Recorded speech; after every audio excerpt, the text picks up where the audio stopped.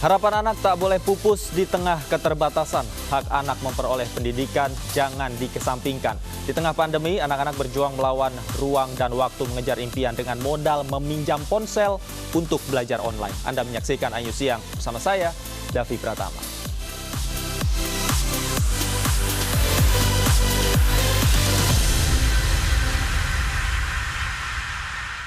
Pemirsa, kebakaran terjadi di gudang batok kelapa bahan baku obat nyamuk di Mojokerto, Jawa Timur. Besarnya kobaran api dan bahan mudah terbakar membuat api dengan cepat merambat ke gudang lainnya.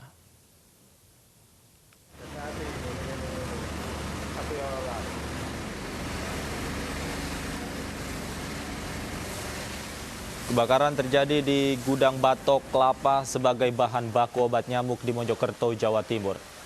Api dengan cepat membakar seluruh isi gudang yang berupa batok kelapa kering. Hembusan angin kencang dan minimnya sirkulasi udara dalam gudang membuat api merambat ke gudang di sebelahnya. Tak hanya tumpukan bahan baku, 3 mesin penggiling batok kelapa juga ikut terbakar. Hingga Kamis pagi, kebakaran gudang obat nyamuk PT Intan Anugrah Nusantara belum berhasil dipadamkan. Sementara itu, kobaran api masih terlihat di 2 gudang sebelah utara dan selatan. Akibat kebakaran ini, kerugian mencapai miliaran rupiah dan dari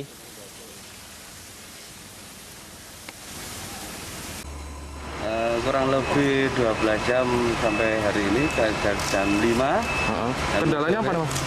Kendalanya mungkin ini sudah mendekati padam, mungkin harusnya minta diurai ini. Jadi kalau menurut saya proses pemadamannya mungkin lebih cepat. Termasuk bahan yang terbakar gimana? Bahan yang terbakar itu harus ditembus sama air, Pak ya. Harus, jadi ini mungkin sudah padam tapi yang di dalamnya masih nyala timbul bara. Terus ini upaya dari PMK sendiri gimana? Sampai melakukan pemadaman benar-benar padam.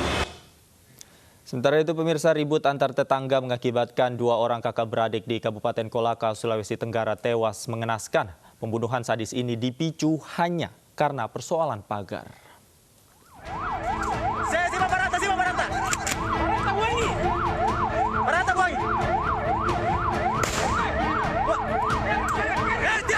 Usai menghabisi 2 orang tetangganya dengan parang, pelaku Nasir alias Daeng Tantu, 54 tahun, diringkus tanpa perlawanan. Pembunuhan sadis terhadap 2 kakak beradik bernama Sidung dan Haking oleh pelaku terjadi di Desa Ladahai, Kecamatan Iwo Pendea, Kabupaten Kolaka, Sulawesi Tenggara. Selain pelaku Nasir alias Daeng Tantu, polisi juga menangkap Aso yang ikut terlibat dalam perkelahian berujung maut ini. Kedua pelaku pun ditahan di Polres Kolaka. Polisi mengatakan cekcok antar tetangga berujung maut ini terkait persoalan lahan yang diberi pagar. Kalau kronologis kejadiannya, ini diawali dari adanya keresahan atau percecokan antara pelaku dengan korban, di mana pelaku ini sering ataupun memasang pagar yang ada di tanahnya, namun sudah berulang kali pagar itu dicabut dan sebagainya. Karena keresahannya dan rasa persengketaannya tersebut, rasa sakit hatinya, pada saat ada kesempatan, pelaku T tadi sesuai dengan pengakuan atau informasi yang kami terima itu melakukan penusukan kepada korban saudara Sidun. Akibat perbuatannya, kedua pelaku Nasir alias Daeng Tantu dan Aso dijerat pasal berlapis dengan ancaman hukuman maksimal 15 tahun penjara. Dari Kabupaten Kolaka, Sulawesi Tenggara, Asdar, Ainus melaporkan. Cekcok tetangga berujung maut juga terjadi di Palembang, Sumatera Selatan. Perselingkuhan menjadi pemicu penyerangan oleh satu keluarga yang membuat 1 nyawa melayang.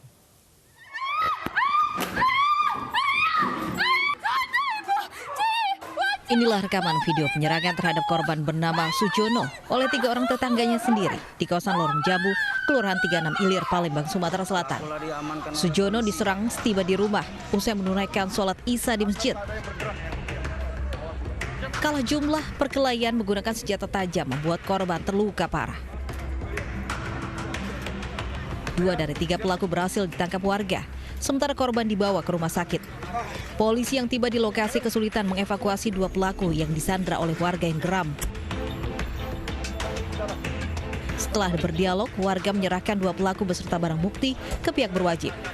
Polisi mengatakan motif penyerangan dipicu persoalan perselingkuhan antara korban dengan salah satu anggota keluarga dari para pelaku.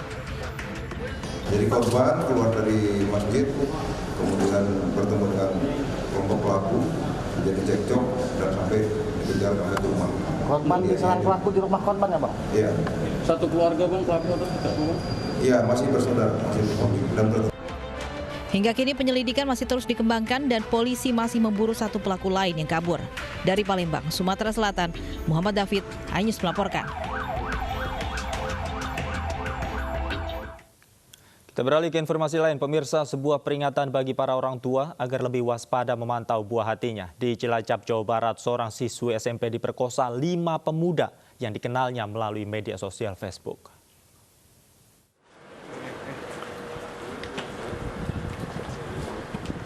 Inilah 5 tersangka yang berhasil diringkus tim Reskrim Polres Cilacap di rumahnya masing-masing. Mereka adalah EB, EP, MW, AH, dan MJ, warga Kroya Cilacap yang tega memperkosa seorang siswi SMP berusia 12 tahun. Kejadian berawal ketika korban diajak jalan-jalan oleh tersangka EB yang dikenalnya melalui media sosial Facebook. Korban dicekoki minuman keras hingga mabuk dan dalam kondisi lemas, korban diperkosa bergiliran oleh 5 tersangka. Saya jemput 3 orang. Terus diajak di mana? Di laut. Dikasih apa? Kamu kasih apa? Minum. Pas di pinggir laut. Terus kondisinya gimana waktu itu? Mabuk? Kondisi masih sadar. Terus kamu cabuli gitu? Enggak, langsung saya cabuli, Pak. Terus bergilir berapa orang? Sama temanmu? Berapa orang? 5 orang. Salah satu tersangka mengajak korban yang dikenal melalui Facebook ataupun medsos, kemudian mengajak jalan-jalan, di tengah perjalanan memberikan minuman sehingga korban agak berkurang kesadaran dan kemudian dilakukan pencabulan secara bergilir oleh para tersangka. Kelima tersangka yang kini ditahan di Mapolres Cilacap dijerat pasal perlindungan anak dengan ancaman hukuman 15 tahun penjara. Dari Cilacap, Jawa Tengah, Heri Susanto, iNews melaporkan. Polda Sumatera Barat membongkar kasus prostitusi online yang melibatkan anak di bawah umur. Pelaku menyasar korban melalui media sosial.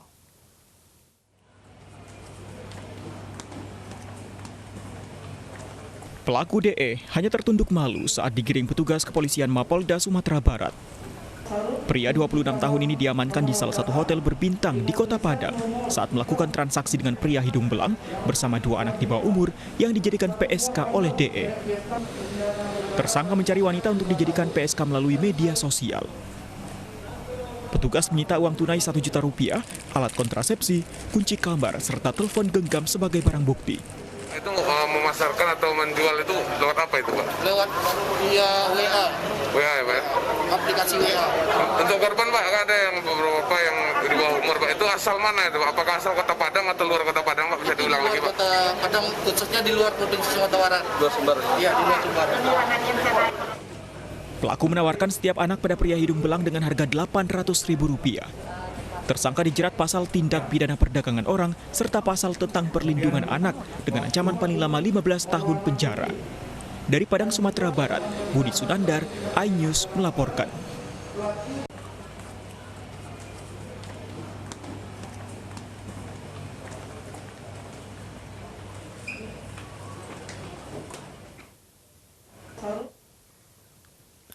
Untuk mengetahui informasi lebih lanjut terkait kasus dugaan prostitusi online yang melibatkan anak-anak, kami sudah terhubung dengan Kombes Pol Imam Kabut Saryadi, Direktur Reserse Kriminal Umum Polda Sumatera Barat. Selamat siang, Pak Imam.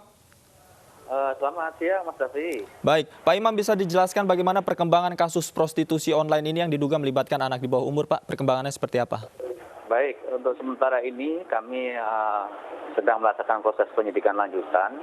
Dan dari penyidik masih mengembangkan keterkaitan dari pihak tersangka yang dimungkinkan berkawan dengan tersangka yang lain.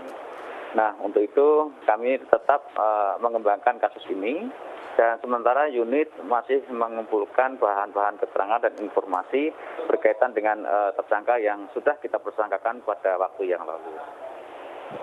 Baik, sementara ada berapa, Pak, jumlah korban yang menjadi prostitusi online ini, Pak? Untuk sementara ini, berdasarkan dari hasil penyidikan yang sudah kita lakukan, kita telah mengamankan satu tersangka dan yang menjadi korban di dalam praktek prostitusi ini ada 2 orang. Yang satu berumur 16 tahun dan yang lainnya berumur 9 tahun, Mas. Baik, artinya ada 2 orang hingga saat ini, Pak, ya? Ya, hingga saat ini masih ada 2 orang yang menjadi korban dari praktek prostitusi yang dilakukan oleh tersangka yang sudah kita amankan. Kemudian apa modus yang digunakan tersangka, Pak, dalam menjerat anak-anak di bawah umur ini? Betulkah hanya menggunakan media sosial saja atau ada instrumen lain yang digunakan? Jadi begini, berdasarkan informasi yang kita dapatkan, si tersangka ini memang pernah kenal dengan korban. 2 orang korban ini seringkali berkomunikasi oleh pihak tersangka. Dan saat ini ketika dilakukan proses penyidikan, bahwa si tersangka ini aktif di dalam mengkomunikasikan jaringan kepada 2 orang korban ini. Dan pada saat kejadian pada hari Sabtu yang lalu, pada saat kita mengamankan, memang untuk sementara yang bersangkutan ini menggunakan sarana media sosial untuk mengkomunikasikan 2 orang korban kepada seseorang yang memesan melalui tersangka. Sudah berapa kali, Pak, tersangka ini melancarkan aksinya dari pengakuannya, Pak? Dari pengakuan dan hasil pemeriksaan yang kita lakukan, untuk sementara ini tersangka menyatakan baru 1 kali melakukan kegiatan untuk prostitusi ini. Namun